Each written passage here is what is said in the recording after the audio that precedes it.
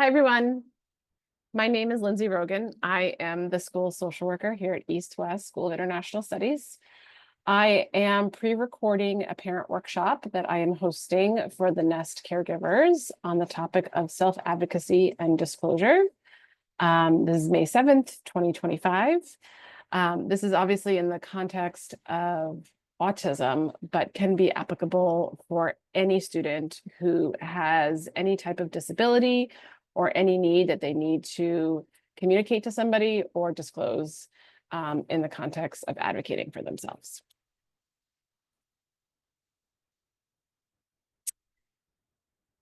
As I said, I'm obviously pre-recording this, mostly so that if parents can't make it to the workshop, they can view it at any time that they would like, and also so that there is a translation service built into YouTube. And so if you need help with that, you click on the CC at the bottom, that little settings icon, subtitles, auto translate, and then you can select your language of preference. Our agenda is about advocacy reimagined, the ladder of self-advocacy, or just advocacy, as we now say. I'll go over some common scenarios, talking about the connection between disclosure and self-advocacy, tips at life transition points, going into a new school or going into college or work environment, and then the emotional awareness when disclosing and advocating. And then, of course, there will be a resource share out.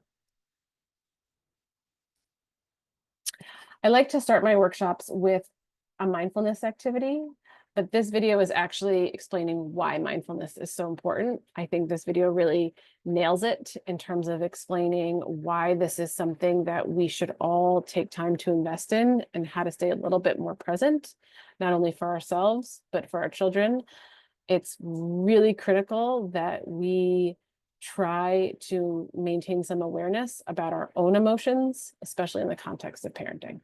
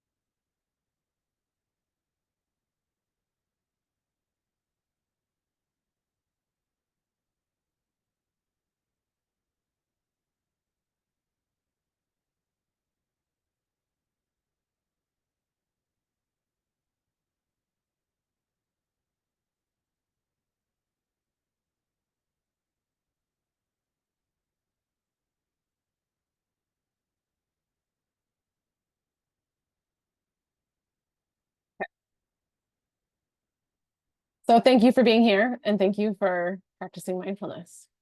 It doesn't have to be a half-hour meditation, but even just a few quick breaths to get yourself present.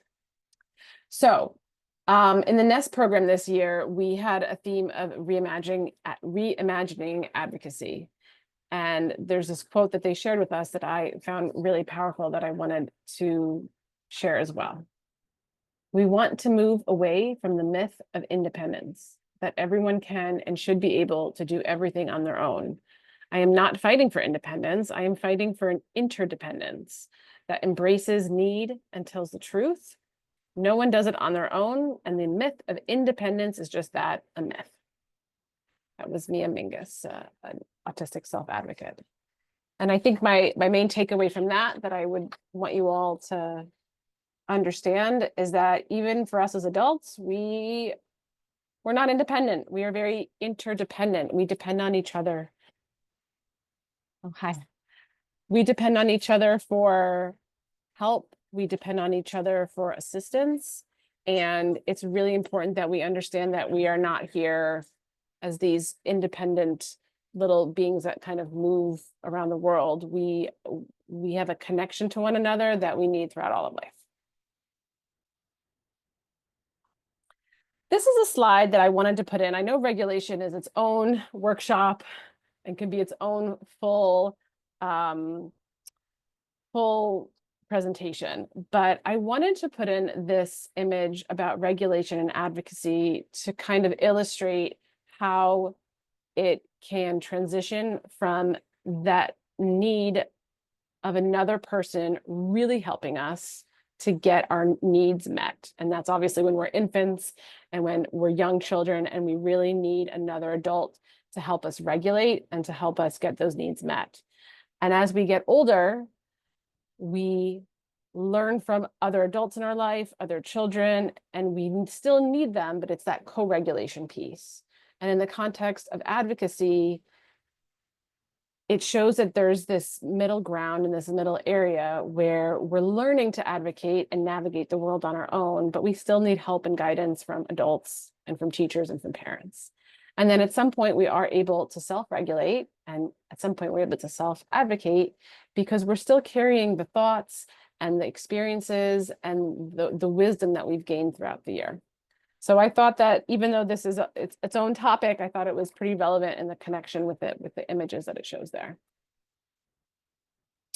So an advocacy is a very dynamic process of communicating our needs. It involves knowing when and how to approach others to negotiate desired accommodations to achieve mutual understanding, fulfillment, and productivity. In the process, some degree of disclosure about oneself is usually necessary, particularly if the accommodations requested require further explanation. In reimagining advocacy for individuals, we are guided by the core principles of self-determination theory, which is autonomy, having a choice, competence, having the skills and the ability to do it, and relatedness is realizing that this is a mutual relationship. It's not just one way. So we are the expert in ourselves. Our children are the experts in themselves. And we really need to hear their voice and hear what those unmet needs are so that we can then continue on in the ladder, which is my next slide. But we think about what information do we want to share? Who am I sharing it with? How do I share it? And of course, why? Why do we want to share it with them? So in this ladder, the first step is always noticing an unmet need. And that ties directly into that awareness piece. And so that is the very first step, because if an individual can't identify what that need is, it's going to be really hard to do the other steps. And so once we identify it and we become aware of it, then you can proceed on the next steps. And sometimes individuals need help identifying that. And that's when NEST uses declarative language and those types of skills to help kids realize, what do I need in this moment? Because they might be completely, maybe a sensory overload situation, they might be stressed out, or they may just not know yet. And so we really have to help point that out and use that, that curiosity, that lens, that microscope to kind of help them realize what is that unmet need. And then it used to be called problem solving, but now we want to really think about it more of identifying options, brainstorming together, letting them hear your thoughts about how you might go about solving this issue, and really kind of laying out all the possibilities, whether they're realistic or not, right? And then, of course, we want to be able to build their skills to then move forward in trying to obtain that problem solving solution. And that might include disclosing maybe like a partial disclosure about what it is you need, why it is you need it. And then, of course, advocating for your needs. When I disclose I'm autistic, it's not an excuse. It is a need it is a need to be understood. So Nurulu, she's another one of our autistic self-advocates who Nest shares a lot of her quotes with us. The IEP meetings is a great place to start. I know it can be really overwhelming to think about, but the IEP meeting is predictable. It happens every year for most of our students. And the great part about the IEP is that it's a physical document that you can review.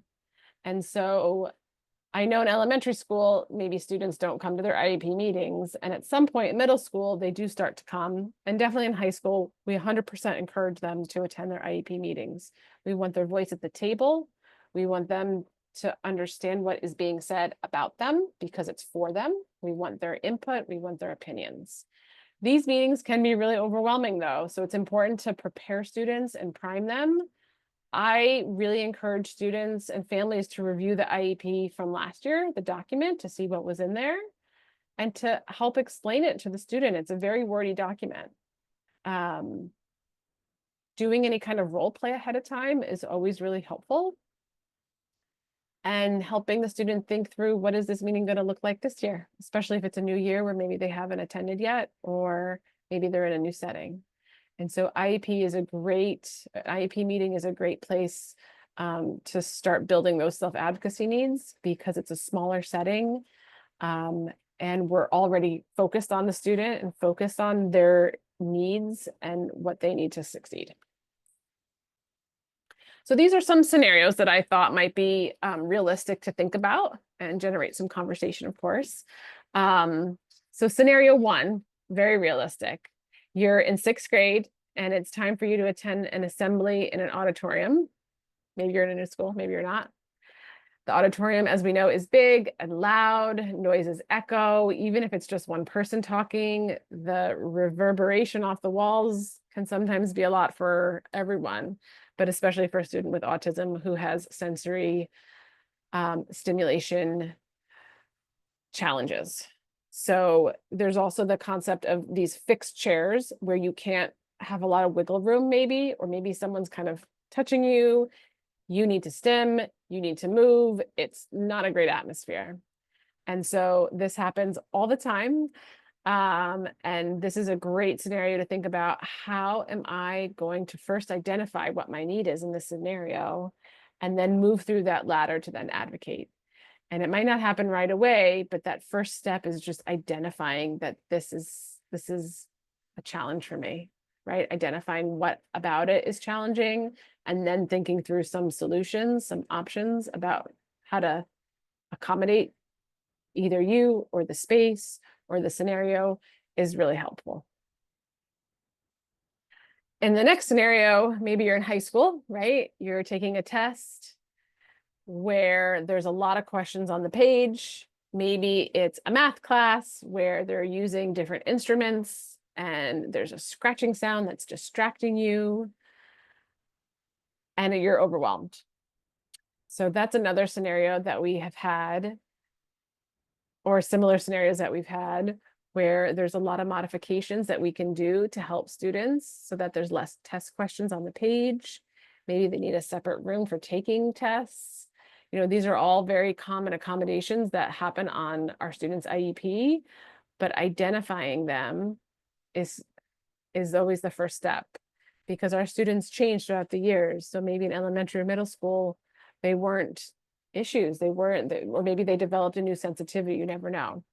So that's another really common scenario about how to advocate in those situations. Scenario three, when our children get older and they enter the workforce, you have just been shown your new office, which consists of a cubicle lit with fluorescent lights. And to a person with autism, this may feel like working under a strobe light. So light sensitivity is very real and very, it can be really debilitating. That is why I know in my office here, I turn off those fluorescent lights and I have lamps. So that way it's just an automatic calm space for students to come. A lot of times you might not have the ability to choose where you sit in a new office, but identifying that and then being able to communicate that to your manager or to your boss or your supervisor is important.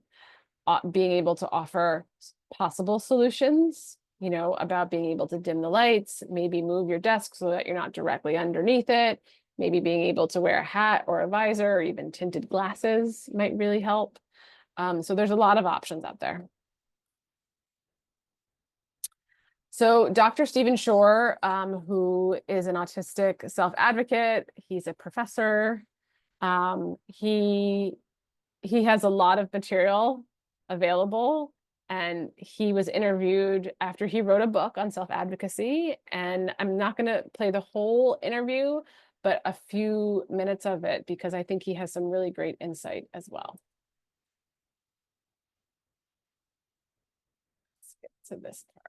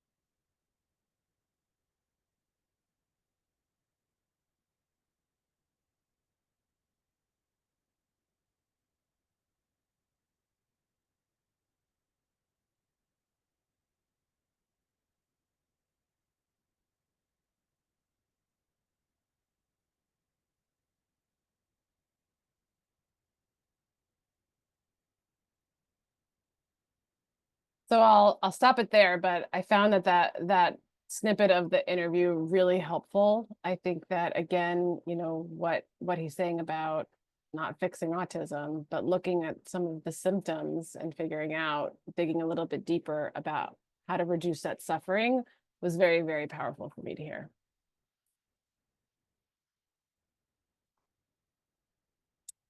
So some tips at some of the transition points in life. We have students who are coming to us in middle school. We have students transitioning from our middle school to a different high school.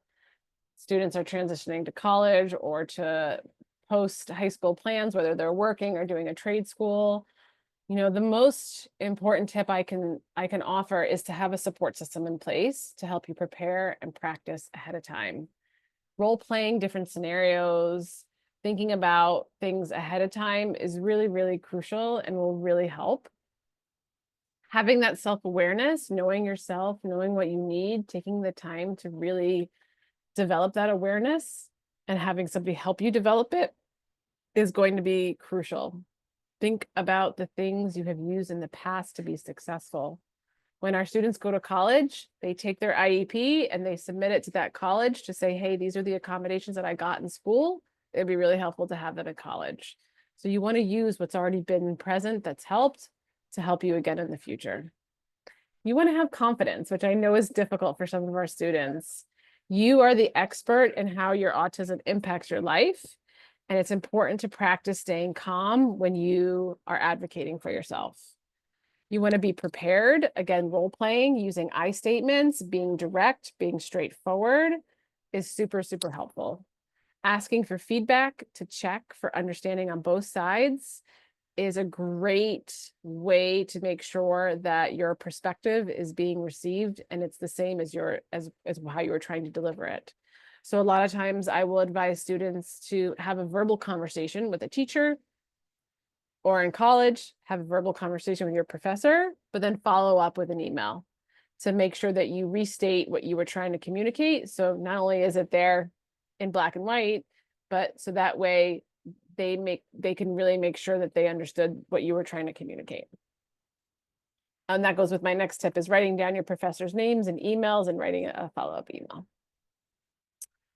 So I can't hide that there's feelings when you advocate. People get anxious, they get scared, they feel inadequate, they feel embarrassed, they're just scared and nervous. And sometimes people just avoid advocating because they just don't want to go through all of these feelings.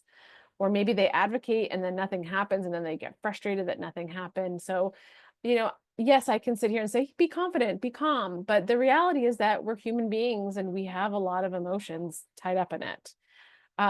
There's this video real quick about how Gen Z is afraid of phone calls. And I put it in as a little bit of comic relief, but a little bit of, where are we at now? So it ties in with the feelings that go into having to communicate our needs.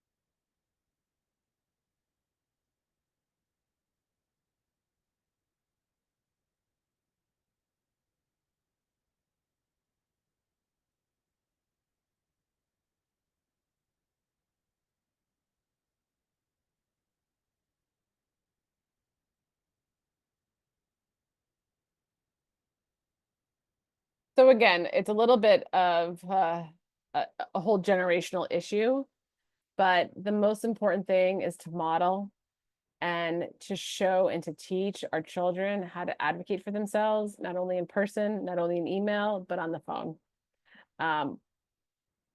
Even calling, I mean, a lot of us, if you're going to order in a pizza, sometimes we use an app now. We don't even talk to a human being.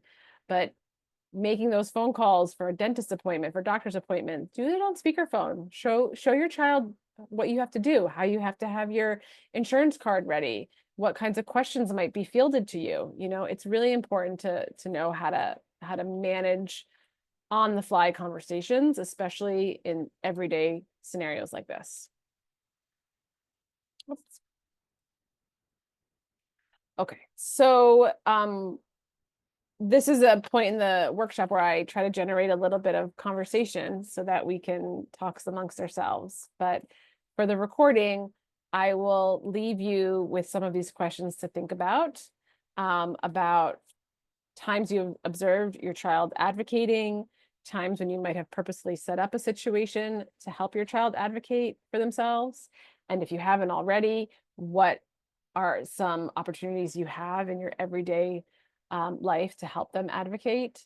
And just generally knowing that, support for one another. We're all in this together. We're all learning. At every phase of a child's development, we have new challenges to tackle, but it's important to tackle them and keep tackling them.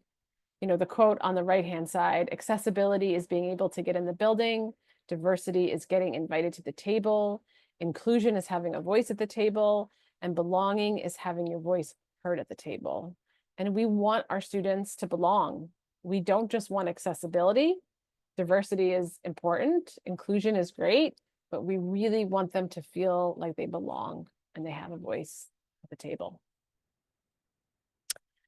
So in conclusion, I have a few slides about some resources. The wallet cards and the sunflower lanyards, these are, national resources that some parents choose to get for their students. So that way, if they're in a crisis, they have some way to identify themselves, to identify that they are autistic and they might need help. Felicity House is a free social community space for autistic women. And it is a beautiful space. And so if you have a child who identifies as female, they do a lot of outreach to students as they're in high school to get them involved. It's purely a social space. The Nest Support Project has a ton of pre-recorded workshops. They have a huge library. I encourage you, especially if you're newish to Nest, or you're not in Nest and you want to gain more parent education and workshops, they have a great library. You don't need to log in, they're just free. And Autistic Adults in New York City is a community organization led by autistic residents in New York City area. It's a great place for building community. Some more resources, the Office for People with Developmental Disabilities, OPWDD. This is a state-run agency that provides and coordinates concrete services for children and adults with disabilities. It is a long and complicated application process. There's a lot of steps involved, but I encourage you to do it and to do it while your child is still under 18, because those services follow them throughout their adulthood and are very, very helpful. Advocates for Children and Include are two other great agencies. Include does a lot of workshops. They actually have one tomorrow on preparing students for disabilities for life after high school. I realize if this is recorded, that might be outdated, but check their calendar because they regularly have a lot of different workshops that you might find helpful. And of course, some books that have been shared throughout, throughout all the Nest social workers and counselors to share with families. There's also some podcasts and some other websites that I find very, very informational and have lots of more up-to-date information and research and resources. And that's my workshop with my contact information, the feedback form. And if anyone ever needs to talk, feel free to outreach to me. And I hope to speak with you all soon. Take care.